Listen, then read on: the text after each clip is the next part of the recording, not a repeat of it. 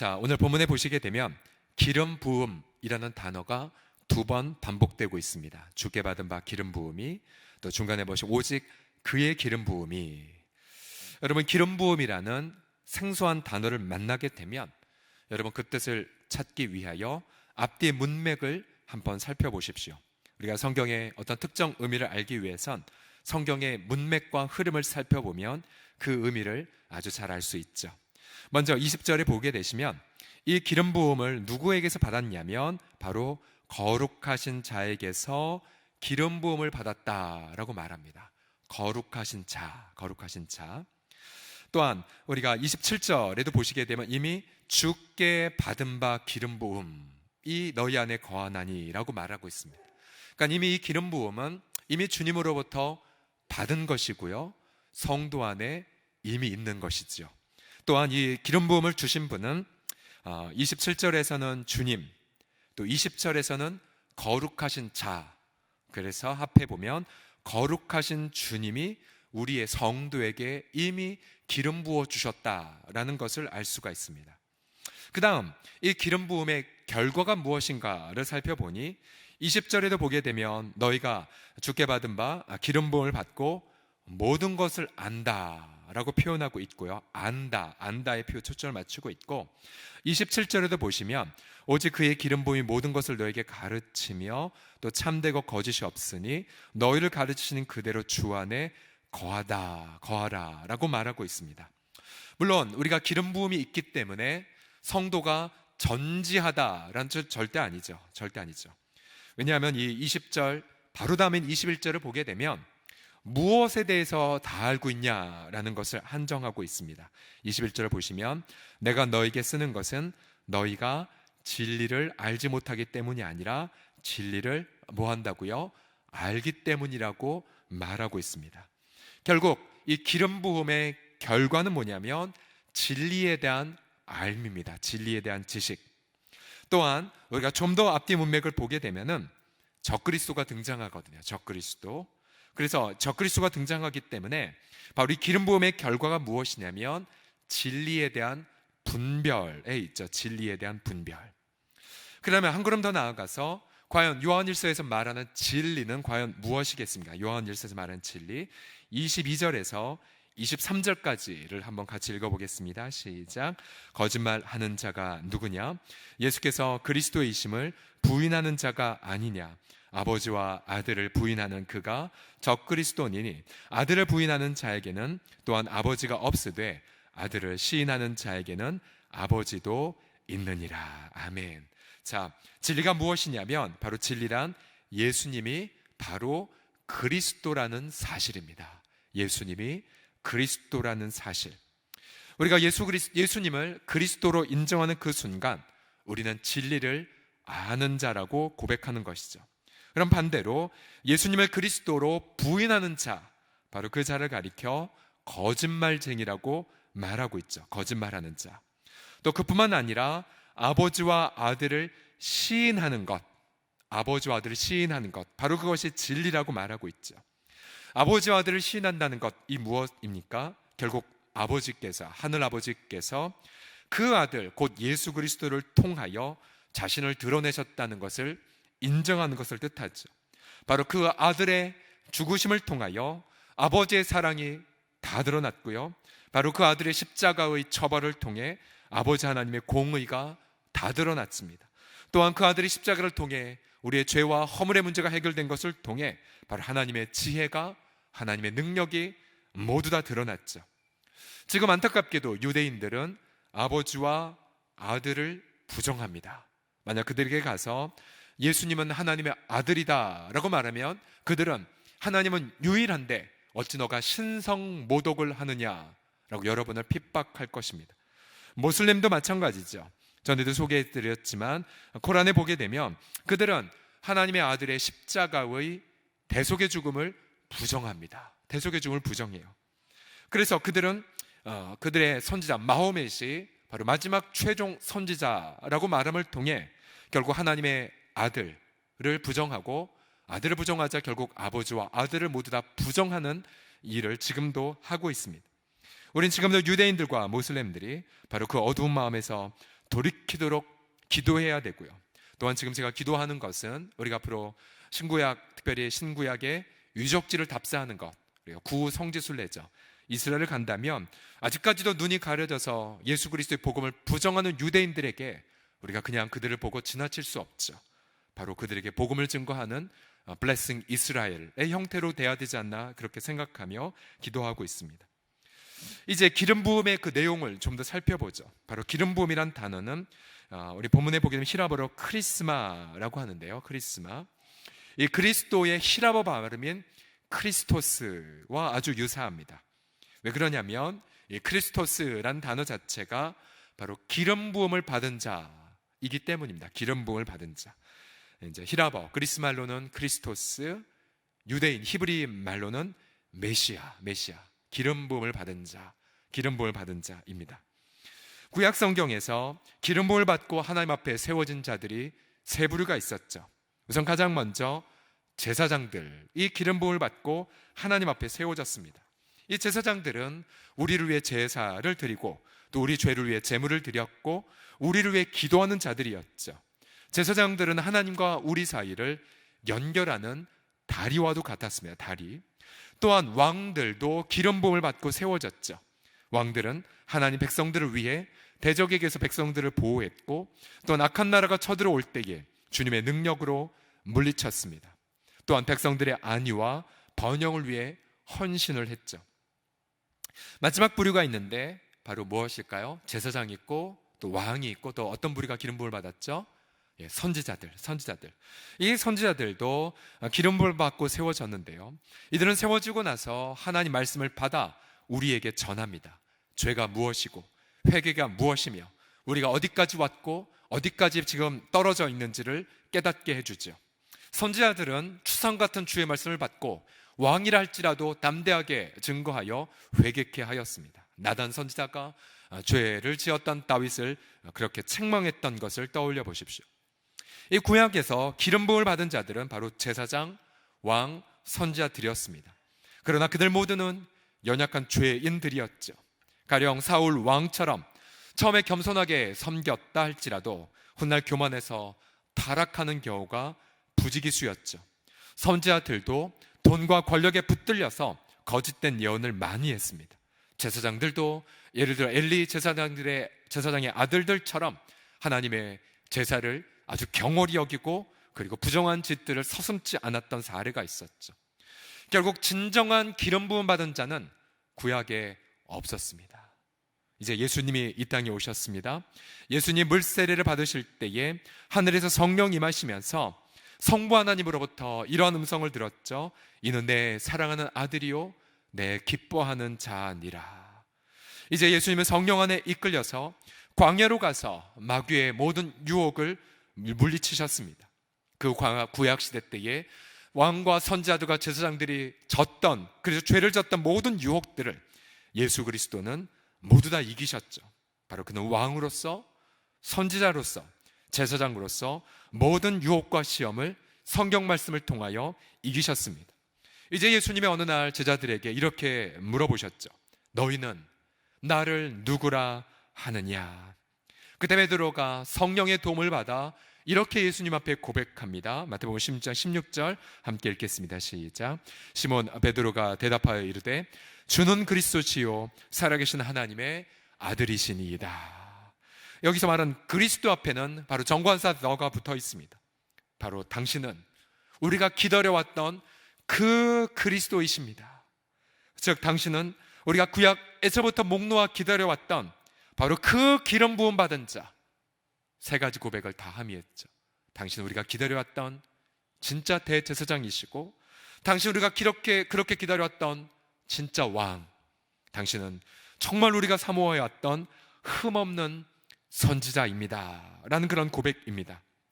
그리고 예수 그리스도를 가리켜 하나님의 아들이십니다 라고 고백했죠. 바로 하나님이라는 고백입니다. 예수님은 하나님이라는 고백. 결국 이 고백 속에 주는 그리스도시요 살아계신 하나님의 아들입니다 라는 그 고백 속에 바로 기름 부음을 받은 자가 고백하는 진리가 다 들어가 있습니다.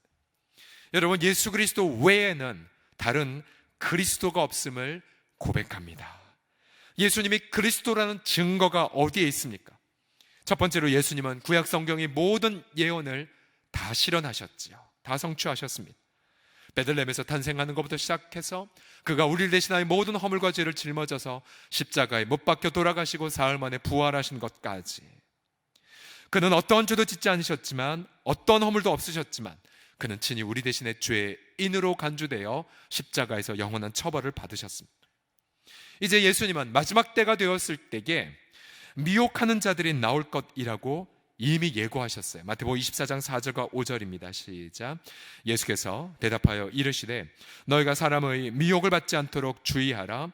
많은 사람이 내 이름으로 와서 이르되 나는 그리스도라 하여 많은 사람을 미혹하리라.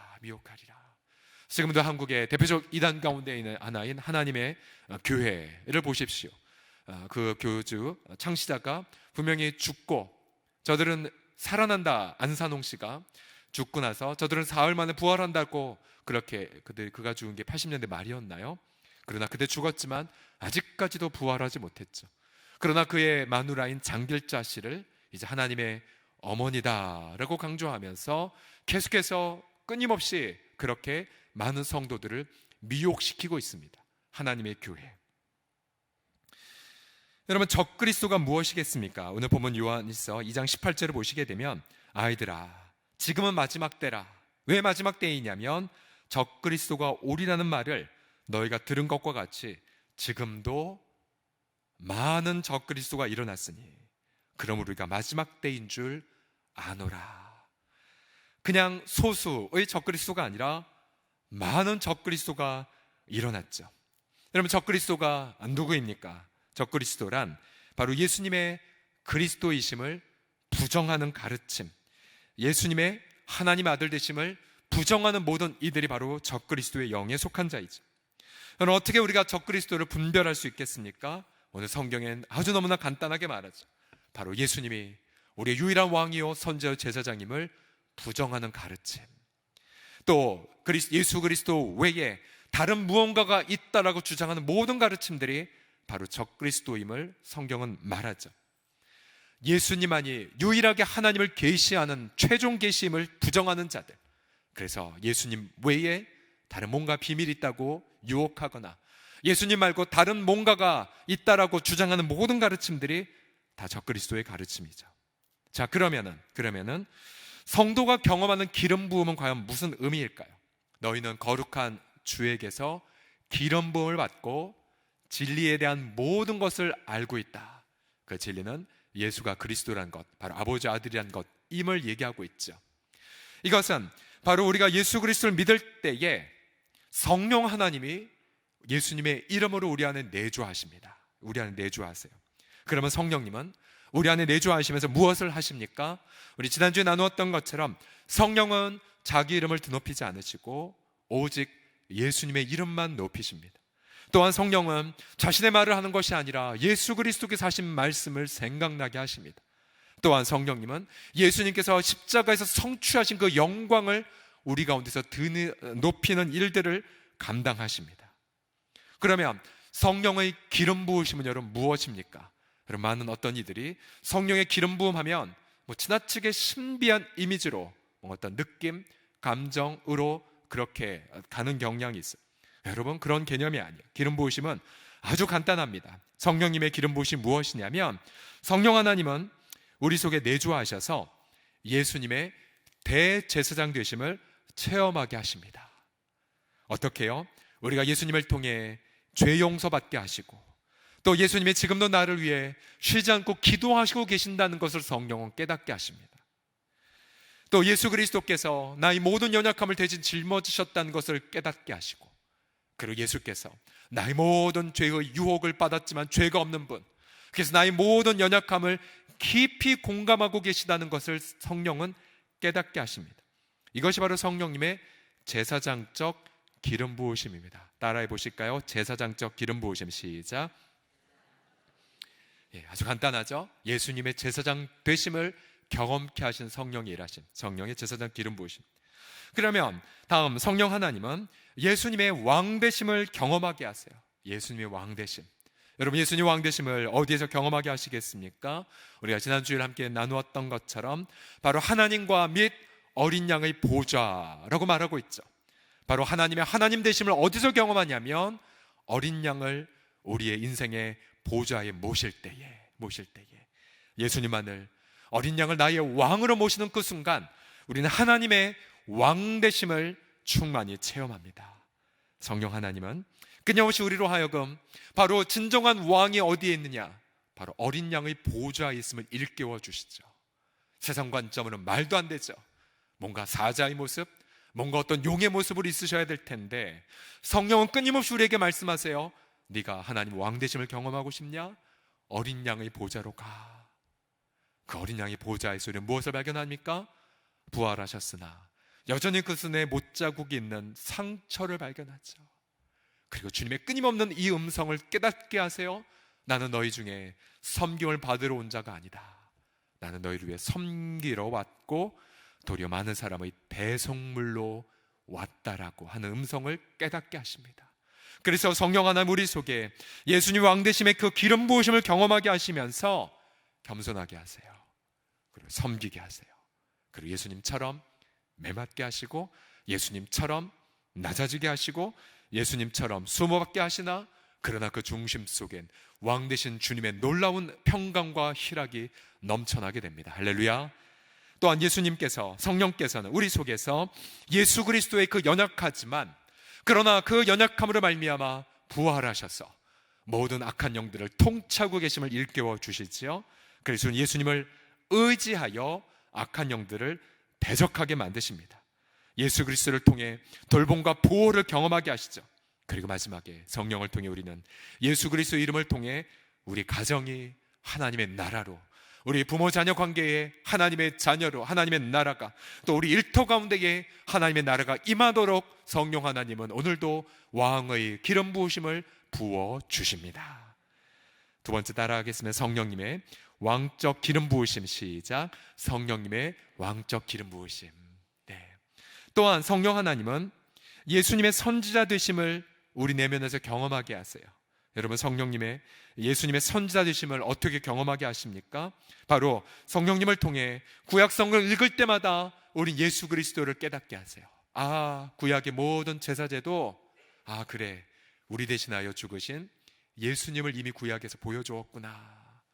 또한 구약에는 무수하게 많은 그런 그리스도를 향한 예표와 상징들 발견할 때마다 성령이 깨닫게 하세요. 이거 바로 그리스도의 죽으심을 가리킨 거야. 바로 이를 위해 그리스도가 오셨단다. 그래서 구약 성경을 바로 그리스도의 관점으로 보도록 그렇게 도와주시죠.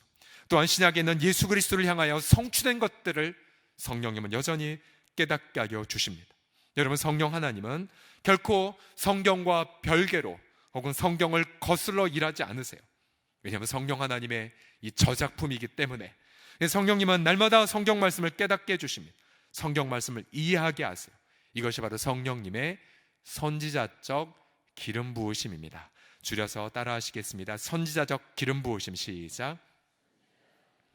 여러분, 그래서 조금 잠잠하긴 했지만 예를 들어 지금 뭔가 놀라운 계시가 임했어 라고 자꾸만 주장하는 분들, 대부분 거짓말들이에요. 거짓말들. 왜냐하면 성령 하나님은 그렇게 일하지 않으시거든요. 뭔가 어떤 신비함을 추구하는 부분, 뭔가 성경을 별개로 뭔가를 추구하는 모든 부분들, 그는 건강하지 않습니다. 결국 성령의 기름 부으심이란 이렇게 정의를 내릴 수가 있죠. 바로 예수 그리스도를 영화롭게 하는 성령의 일하심. 성령의 기름 부으심이란 성도 안에서 혹은 교회 공동체 안에서 예수 그리스도를 영화롭게 하는 모든 성령님의 일하심을 성령의 기름 부으심이라고 성경은 정의하고 있습니다. 그럼 여러분, 이 단을 어떻게 분별할 수가 있겠습니까? 이미 요한일서에 다 답이 나와 있죠. 예를 들어 예수님의 외에 다른 구원자가 있다고 가르치면 적그리스도이죠. 예를 들어 신천지의 이만희 씨 그 집단을 보십시오. 무료 성경 신학원 처음에는, 그리고 요즘에 각종 어떤 이벤트들을 하고 끝나고 나서 남는 사람들을 가리켜 뭔가 어떤 상담, 뭔가 성격 검사 등을 통해 뭔가 내담자의 마음을 조금이라도 열게 되면 이제 바로 성경 공부를 시키죠. 이만희 씨는 분명히 이렇게 강조합니다. 나는 또 다른 보혜사야. 또 다른 보혜사. 또 자신은 감람나무야, 자신은 이긴 자야, 자기는 대언자라고 주장하면서 바로 자신만이 성경의 비밀을 알 수 있다라고 주장하면서 예수 그리스도의 유일성을 부정하죠. 적그리스도의 영이죠. 적그리스도의 영. 오직 예수 그리스도를 통해서만 하나님 아버지 알 수 있다는 사실을 부정해버립니다. 글쎄요, 우리가 계속해서 우리 신용옥 소장이나 또 여러 진용식 목사님 등 우리가 신천지의 전문가들을 모셨는데요, 여러분 신천지의 교리 체계들을 보게 되면 예를 들어 유재열의 장막성전 이단이나 또 박태선의 전도관 이단, 또 통일교의 교리 등이 아주 지능적으로 혼합되어 있습니다. 그래서 우리는 신천지를 가리켜 고도로 조직된 종교 사기 집단이라고 말할 수 있죠. 예수 그리스도 외에 그 어떠한 다른 구원자를 말하는 것은 모두 다 적그리스도의 영이고요. 그래서 여러분들이 교회에서 허락하지 않은, 또 교회와 상관없이, 혹은 교회를 향하여 어떤 이건 절대로 이 공부를 하면서 교회에 말하지 마십시오, 그럼 100% 신천지입니다. 신천지.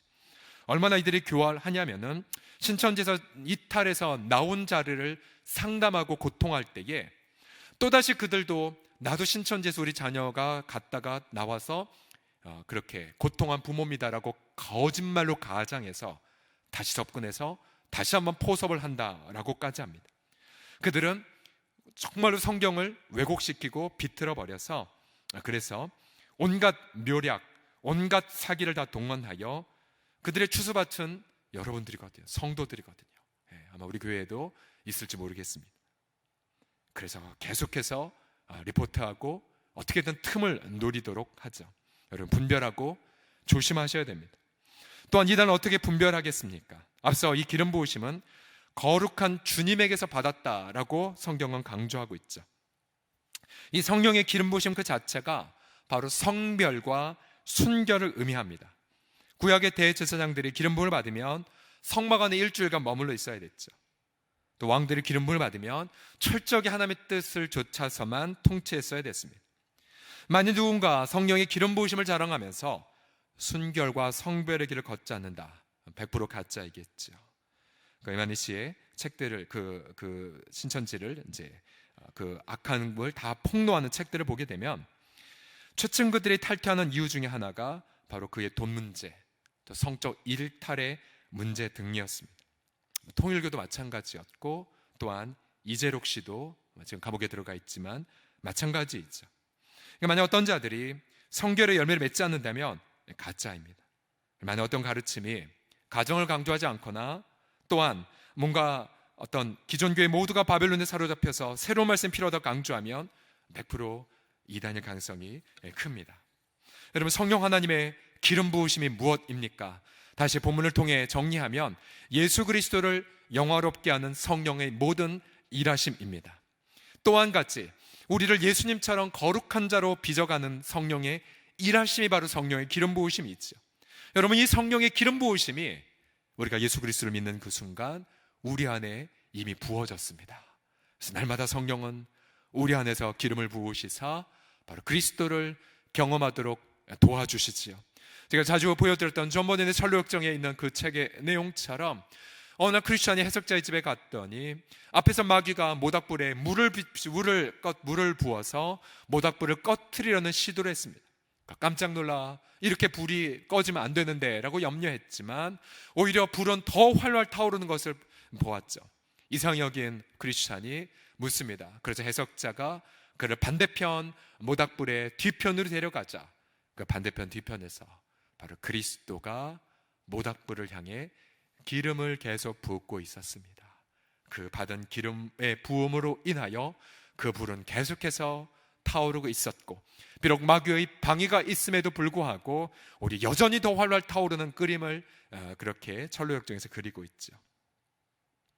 여러분, 우리 지난 한 주간 특세를 함께 섬기면서 우리 119편 176개의 그런 구절들을 보면서 여러분 어떠한 그러한 인사이트와 또 마음을 얻으셨습니까? 저는 이 오늘 한 주간을 섬기면서 하나님, 정말 우리 교회 교사들과 또 우리 섬기미들이 정말로 더욱더 하나님 말씀에 붙들린 말씀의 사람이 되게 하여 주시옵소서 라고 하는 간절한 소망함이 더 생겼어요. 여러분, 성경은 너무나 자명하고 또 성경은 우리가 쉽게 가까이 대할 수가 있습니다. 그동안 여러분들이 어렵다는 핑계, 또 다른 2차 자료에 의존하면서 너무 성경 말씀을 가까이 하지 않으셨어요? 여러분, 성경은 신학교를 나온 자만이 가르치는 것이 아니라 성령의 기름 부으심을 경험한 모든 분들이 성경을 깨닫고 성경을 가지고 누군가를 가르칠 수가 있습니다. 여러분, 일제시대 때에 우리 한국교회는 조사라고 하는 제도가 있었죠. 많은 평신도들이 안수집사만 돼도 설교를 했고요, 교회를 책임졌습니다. 선교사님들이 떠나시면은 조사가 친히 모든 주일 설교를 책임질 만큼이었었죠. 왜요? 우리 한국교회는 초창기 때부터 선교사님들의 증언에 따르면 한국교회의 성도들은 말씀에 신실한 자들이더라고. 아침부터 저녁까지 가정예배를 드리고 늘 말마다 말씀을 사랑하는 성경의 민족이란 칭찬을 받았었죠. 그럼 언제부터인가 성경을 뒤로 내팽개쳐 버린 채 성경이 아니라 다른 2차 인간의 자료만을 의지하는 시대가 돼버렸죠. 능력을 잃어버렸고 분별력을 잃어버렸습니다. 그래서 이단 같은 자들이 무료 성경 신학원을 세우면 분별하지 못한 채 그렇게 끌려가고 하나님이 주신 소중한 영혼을 강탈당하는 이들이 얼마나 많습니까? 여러분, 우리는 간절하게 오늘 한 주간을 마무리하면서 오늘 밤 정말로 하나님 앞에 이러한 기도를 하십시다. 주여, 우리에게 성령의 기름 부음을 주셨사오니 성령 안에서 우리 가운데 주의 말씀을 충만하게 역사하게 하여 주옵소서. 저를 비롯해서 우리 교육자들과 우리 모든 장로님들, 또 모든 마을장 섬김의 주일학교 교사들까지 말씀으로 충만한 자들, 말씀으로 무장된 자들, 그래서 좌우의 날서 어떤 것보다 날카롭고 말씀의 검으로 인하여서 회개의 역사에 쓰임받으시고 또 이단의 역사를 분별하고 이 시대를 분별하는 말씀의 사람, 성령의 사람이 다 되시기를 우리 주 예수님의 이름으로 간절히 축복합니다. 기도하겠습니다.